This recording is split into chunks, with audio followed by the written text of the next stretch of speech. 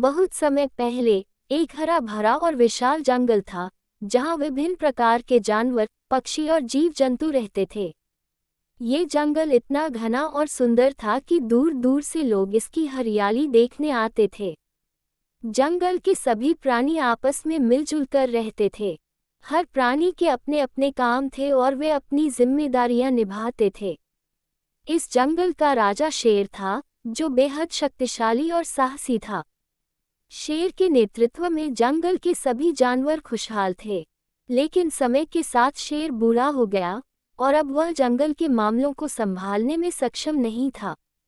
वह अब ज्यादातर समय आराम करता और शिकार भी बहुत कम करता था। एक दिन शेर ने अपनी गुफा में सभी जानवरों को बुलाया। जब सभी जानवर इकट्ठे हुए तो शेर ने गंभीर स्वर में कहा, मेरे प्यारे साथियों, अब मैं बूढ़ा हो गया हूँ और जंगल के मामलों को संभालने में सक्षम नहीं हूँ। अब समय आ गया है कि इस जंगल को नया राजा मिले। आज से आप सब मिलकर ये तय करेंगे कि अगला राजा कौन होगा। शेर की बात सुनकर जंगल में खलबली मच गई। हर जानवर अपने आप को योग्य समझने लगा और सोचने लगा कि वह राजा बनने के लिए सबसे अच्छा उम्मीदवार है। लेकिन यह निर्णय लेना इतना आसान नहीं था। शेर ने कहा, हम एक प्रतियोगिता रखेंगे। जो भी इस प्रतियोगिता में विजयी होगा, वही जंगल का अगला राजा बनेगा। शेर ने प्रतियोगिता की घोषणा करते हुए कहा, ये प्रतियोगिता 3 चरणों में होगी। पहला चरण होगा बुद्धिमानी का, दूसरा शक्ति का और तीसरा नेतृत्व का। जो जानवर तीनों चरणों में सबसे अच्छा प्रदर्शन करेगा, वही हमारा नया राजा बनेगा। जंगल के सभी जानवर उत्साहित हो गए। अब हर कोई अपनी तैयारी में जुट गया। अगले दिन प्रतियोगिता शुरू होनी थी। योजक चिन्ह, योजक चिन्ह, योजक चिन्ह। पहला चरण, बुद्धिमानी की परीक्षा। अगले दिन सुबह सभी जानवर प्रतियोगिता के पहले चरण के लिए एक बड़े मैदान में इकट्ठे हुए। शेर ने घोषणा की, पहले चरण में हम तुम्हारी बुद्धिमानी की परीक्षा लेंगे। तुम्हें एक कठिन पहेली सुलझानी होगी। जो सबसे पहले सही उत्तर देगा, उसे इस चरण में विजेता माना जाएगा।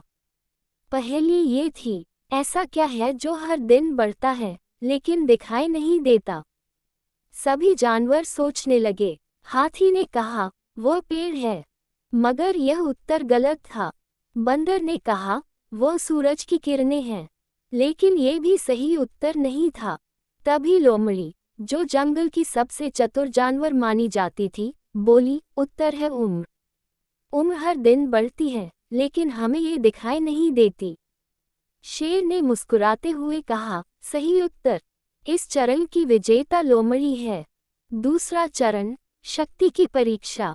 अब बारी थी दूसरे चरण की, जो शक्ति का था। शेर ने कहा, जो भी सबसे भारी पत्थर को उठाकर इस पहाड़ी की चोटी तक ले जाएगा, वह इस चरण में विजेता होगा।